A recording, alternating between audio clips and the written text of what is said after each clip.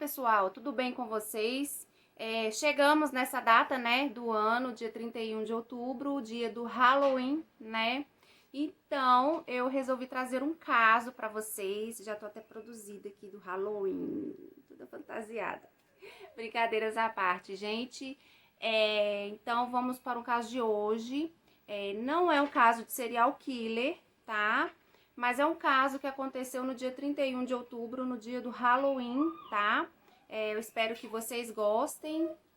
E um crime marcou de forma trágica a comemoração do Halloween no Texas, Estados Unidos, fazendo com que o medo inocente de uma fantasia passasse para algo real e que mudaram a forma de se comemorar por anos até os dias de hoje. Esse é o caso de Timothy O'Brien.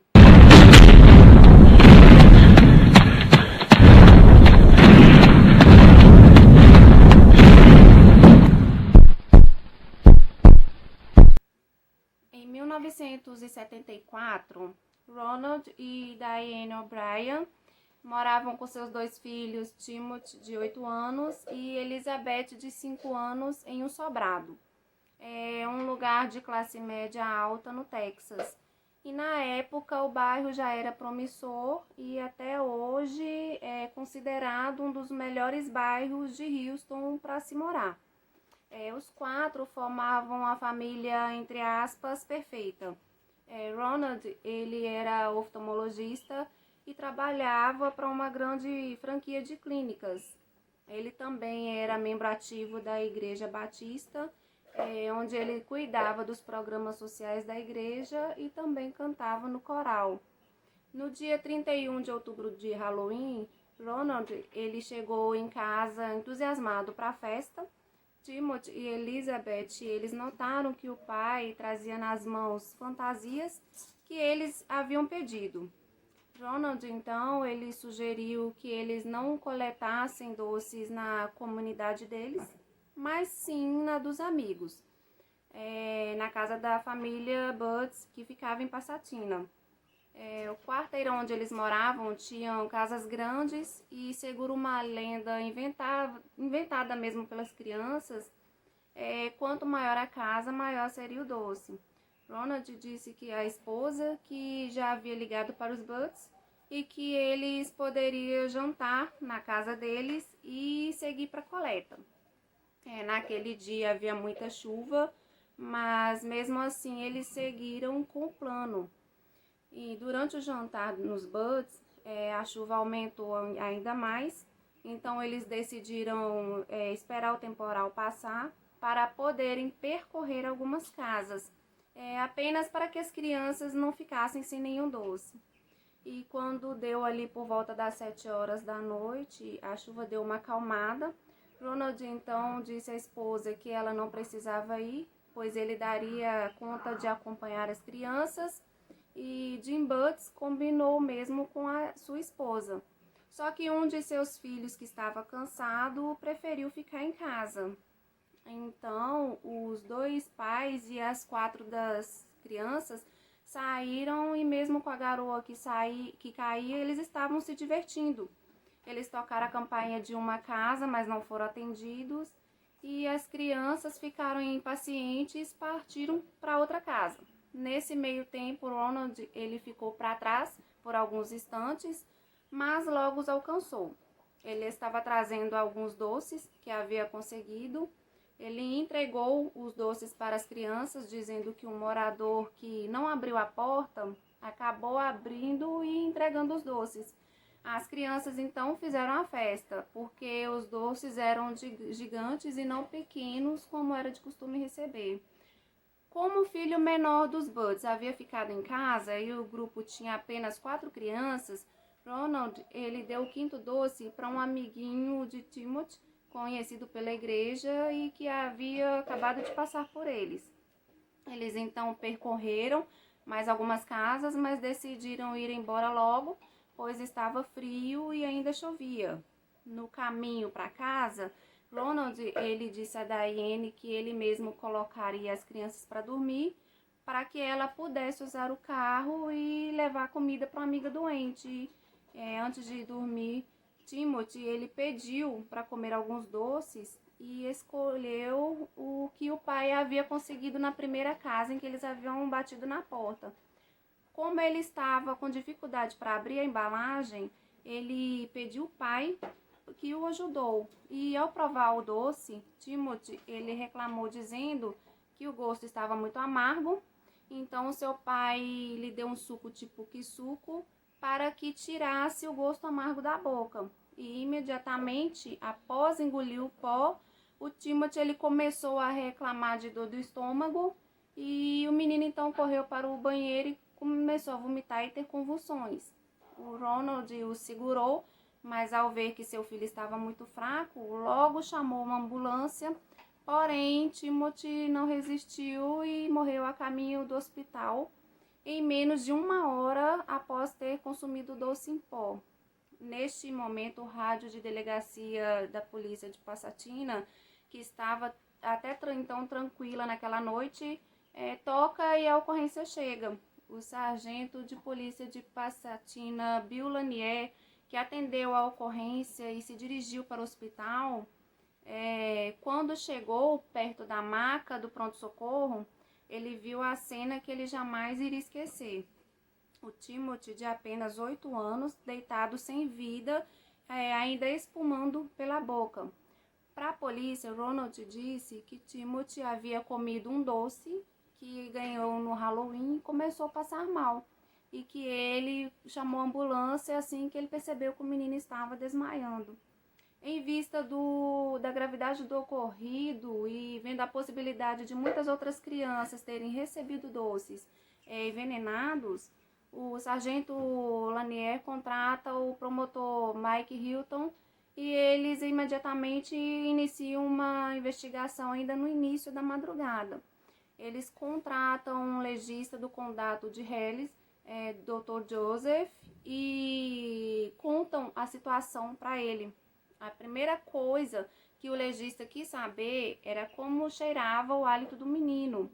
O sargento Lanier cheirou e disse parecer com cheiro de amêndoas, o que fez o Dr. Yakinzek afirmar quase que completamente que o envenenamento era de cianeto de potássio.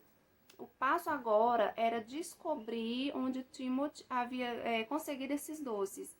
Os policiais então saíram pelas ruas percorridas pela família O'Brien e começaram a bater de porta em porta durante a madrugada, recolhendo os doces e pedindo aos pais que acordassem os filhos adormecidos para ver se eles estavam bem. Ao mesmo tempo que eles recolhiam, eles iam abrindo as embalagens dos doces e as checavam. E de todos os doces coletados, foram descobertos 3 Pixie Sticks misturados com cianeto de potássio. Mas, por sorte, todos ainda estavam fechados. E algo nessa busca chamou muito a atenção dos investigadores. Todas as crianças que receberam os doces envenenados estavam ligados ao grupo de amigos de Timothy. E no final da manhã de 1º de novembro, em um pré-relatório de necropsia, confirmou que Timothy havia ingerido cianeto suficiente para matar 2 pessoas adultas. E no laboratório de ciências do condado de Harris, peritos analisaram os doces e notaram que todas as embalagens haviam sido adulteradas e fechadas com o uso de um grampeador. Foi inclusive isso que fez com que uma das crianças em poder do doce não tivesse o consumido. O menininho que vocês se lembram lá, que era o coleguinha da igreja, ele dormiu segurando o seu Pixie Sticks, com a embalagem toda mordida, aparentemente. Ele se cansou de tentar abrir com a boca e dormiu, tendo então se salvado da morte, e era preciso agora saber quem havia envenenado os doces. A polícia leva Ronald de volta ao bairro onde o grupo fez a coleta, para que ele pudesse apontar a casa que havia distribuído esses Pixie Sticks. Só que Ronald não se lembrava nem da casa e nem da rua. Ele também dizia não ter visto o rosto do morador que lhe entregou os doces, alegando que ele tinha ficado atrás da porta e tudo o que ele lembrava era de um braço que era bem peludo, o que indicava ser um homem. Então, contudo, os investigadores começaram a suspeitar da história contada por ele, e as atitudes dele eram muito estranhas, já que ele não parecia muito abalado e nem muito empenhado em encontrar o culpado. Então se passaram 3 dias e eles levaram o Ronald para um bairro outra vez e usaram uma linguagem bem mais enérgica e a tática funcionou. E Ronald acabou se lembrando da casa. A polícia então bateu na porta, mas não havia ninguém. E através de uma correspondência eles haviam descobrido o proprietário e puxou o seu trabalho no aeroporto de Houston. Eles o encontraram e o prenderam. Só que esse suposto suspeito, ele tinha um álibi bem forte. Na noite do Halloween, ele estava trabalhando e tanto os colegas quanto as câmeras do aeroporto confirmavam o que ele já havia lhes dito. E sua casa, na noite do dia 31, estava apenas sua esposa e a sua filha pequena, que foi dormir cedo e não distribuíram doces. As suspeitas agora voltavam para Ronald. Só que a investigação já estava de olho nele o tempo todo e vinham notando outras peculiaridades. Exemplo, Ronald, ele ficou extremamente agitado com seus pais por eles não conseguirem ficar acordado até tarde para assistir a reportagem sobre a morte do neto na TV. Ronald também havia escrito uma canção para o velório e estava tentando demonstrar uma dor muito grande na frente das pessoas. No entanto, ele mostrava-se frio e composto quando não havia ninguém por perto. Então, não demorou muito para que os investigadores também descobrissem que Ronald havia adquirido recentemente seguro de vida aos seus 2 filhos. Ele adquiriu uma apólice no valor de $2.000 por criança e em setembro daquele mesmo ano, uma de 20 mil para cada um, e a soma das 2 apólices, mediante a morte das 2 crianças, resultariam no valor de um prêmio de $100.000 pelas seguradoras. E em depoimento, o agente de seguros que vendeu a segunda apólice a Ronald disse que ele havia ligado para o escritório da seguradora no dia 1º de novembro, às 9 horas da manhã, para solicitar o resgate, ou seja, apenas um dia após a morte de seu filho. E as pesquisas da companhia de crédito mostravam que ele tinha dívidas de mais de $100.000. E nesse momento começou a ficar claro para a polícia que Ronald ele tinha algum envolvimento com a morte do filho. O que era difícil de se acreditar. Um pai matar o filho para pagar dívida, né? A gente está falando de 1974, uma época em que as pessoas ainda tinham mais amor. Continuando. O corretor de seguros também disse para a polícia que Diane ela não sabia das apólices do seguro que o marido tinha feito para os filhos. E com o mandado em mãos, a polícia realizou uma busca na casa dos O'Briens, onde foi encontrada uma tesoura com resíduo dos doces Pixie Sticks, semelhante à da embalagem que continha o cianeto. E então esta foi a evidência necessária para que eles pudessem dar voz de prisão ao Ronald e levá-lo para ser interrogado. E na delegacia ele negou o envolvimento com a morte do filho, com o envenenamento dos doces. E conforme as investigações avançavam, outras evidências começaram a avançar contra o pai do garoto. Ele estava na época frequentando a faculdade por causa de uma especialização e ao interrogar sua profissão, o mesmo contou à polícia que Ronald De uns tempos vinha fazendo muitas perguntas a respeito da ação do cianeto de potássio e teria inclusive perguntado durante uma aula o que seria mais letal, o cianeto ou algum outro tipo de veneno. E uma segunda testemunha trabalhava para uma empresa de química de Houston e disse para a polícia que um cliente havia entrado na loja para comprar cianeto, mas saiu depois de ser informado que havia um mínimo de compras que era acima de 2,5 kg. Esse vendedor não conseguiu identificar Ronald, mas se lembrou de que o homem estava vestindo um avental médico. No caso, o Ronald era oculista e usava avental. A equipe que investigou este caso, eles trabalhavam intensamente no caso e conseguiram coletar muitas informações em um curto período de tempo, principalmente se tratando de uma época onde não havia internet. Eles então descobriram um ano antes do ocorrido, Ronald ele havia vendido a sua casa em Houston e alugado um sobrado geminado.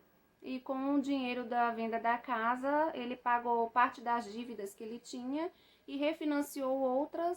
Ele ganhava $600 por mês, que era o suficiente apenas para pagar o aluguel, o financiamento do carro e as compras do mês. E com esse salário ainda ficava faltando recursos para pagar a especialização da faculdade, o financiamento de outras dívidas, seguro de dívidas de saúde, enfim. Em setembro daquele ano, ele havia pedido $1.750 emprestado à empresa que ele trabalhava, mas ele não obteve o empréstimo. E naquela época não havia teste de DNA e as tecnologias que existem hoje.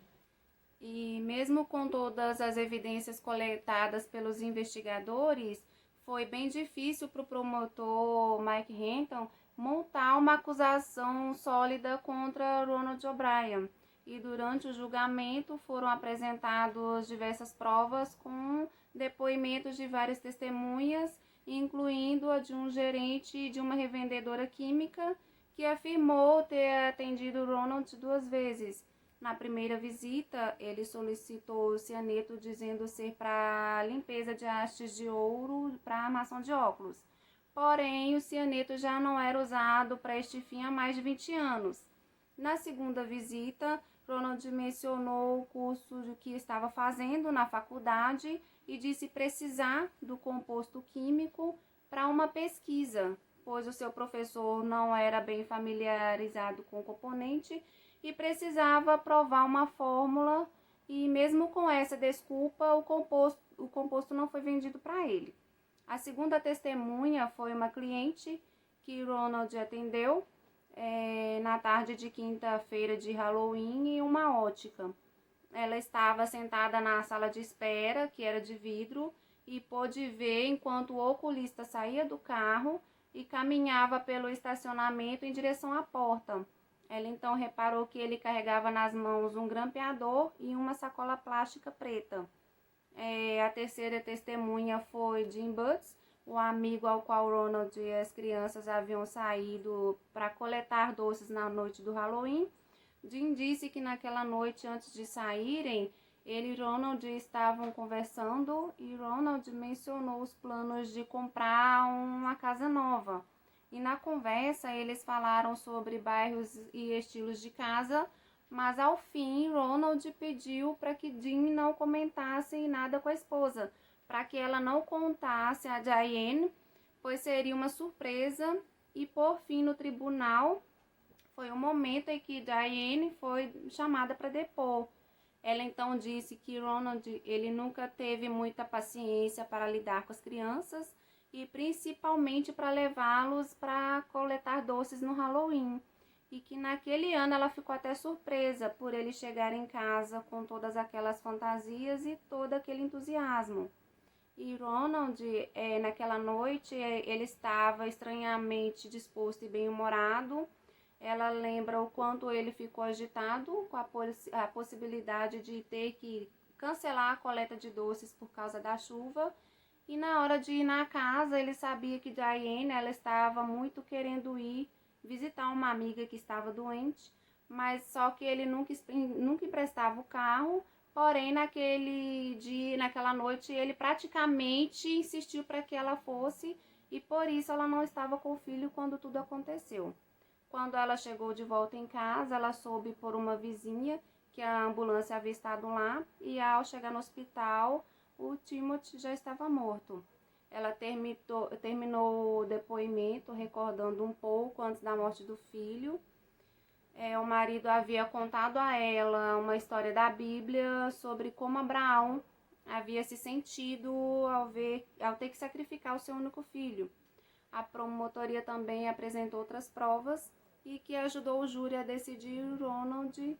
Ele teria negociado uma dívida bancária de $25.000, dizendo que estava à espera de uma grande soma de dinheiro que entraria até o final do ano e que em janeiro de 1975 ele quitaria os pagamentos. 7 dias antes do Halloween, ele havia recebido uma carta do banco solicitando reiteração de posse do seu veículo. E o seu empregador estava apenas esperando o primeiro dia de novembro para demitir Ronald, só que ele havia descoberto desvios do caixa da clínica e pequenos furtos feitos pelo funcionário. No dia seguinte, após a morte do filho, após discutir os planos de enterro com o agente funerário, Ronald ele solicitou 6 cópias seladas do atestado de óbito, dizendo que precisaria para fins de seguro de vida. Nunca foi descoberto onde ele conseguiu cianeto de potássio e a única prova científica apresentada pela acusação eram resíduos de cera colorida condigentes com a embalagem de Pixie Sticks presentes na tesoura na casa dos O'Brien, bem como vestígios de cristais de açúcar presentes na tesoura. E, no entanto, a defesa contestou essa prova, alegando que a análise não comprovava que a substância era a mesma de Pixie Sticks e não de outro tipo de açúcar. E mesmo assim, com apenas 71 minutos de deliberação, o júri do condado de Harris, ele condenou Ronald O'Brien pelo assassinato de seu filho de 8 anos, Timothy O'Brien, e mediante remuneração ou promessa de remuneração em prova de seguro de vida. A sentença foi a pena de morte e no dia 31 de março de 1974, na penitenciária de Hinesville, Texas, à 00:30, Ronald O'Brien ele recebeu a sua injeção letal. Em 30 segundos a droga fez efeito. O'Brien ele suspirou e seu peito contraiu involuntariamente e 1 minuto e meio depois ele parecia já sem vida. O seu óbito foi pronunciado à 00:48 e ao lado de fora da penitenciária, um grupo de cerca de 300 pessoas se reuniam comemorando a execução, enquanto outro grupo se manifestava contra a pena de morte. Diane ela não estava presente na multidão, mas em entrevista ela disse que naquele dia marcava um recomeço para ela e para a filha Elizabeth. E ela se divorciou de Ronald e casou-se novamente e nunca sacou o dinheiro da apólice do seguro de vida, chamando ele de dinheiro sujo. E em relação ao ex-marido, ela disse que ele não era nem doente e nem psicopata, mas sim perverso. E para o que ele fez não havia perdão. O seu filho Timothy perdeu a vida e pior, de uma maneira muito dolorida. Então, gente, este foi o vídeo de hoje, né? Um caso bastante complicado aí, bastante pesado, né? Que aconteceu no dia 31 de outubro, no dia do Halloween, né? Porque, assim, foi uma coisa que acho que até nos dias de hoje, né? Tanto que eles mudaram lá a forma de se comemorar o Halloween, né? Por causa dessa data, desse dia, dessa noite de 1974. é uma coisa inesperada, né? Um pai fazer isso com o próprio filho por dinheiro para pagar dívidas e ainda sem sentir remorsos, né? É complicado, né? A gente não tem muito o que falar, é uma coisa abominável, né? Mas este foi o caso de hoje, tá? O especial de Halloween. Eu espero que vocês tenham gostado aí do vídeo. Se gostaram aqui, deixa aqui embaixo nos comentários o que vocês acharam, tá? Dessa mudancinha aí que não foi hoje de serial killer, tá? E se inscreva também no canal, deixa o like aí, compartilha com os amigos, beleza, gente? Isso vai ajudar bastante o canal aí a evoluir, a crescer, a melhorar cada dia mais pra vocês, beleza? Um beijo pra todos e um bom Halloween pra todos.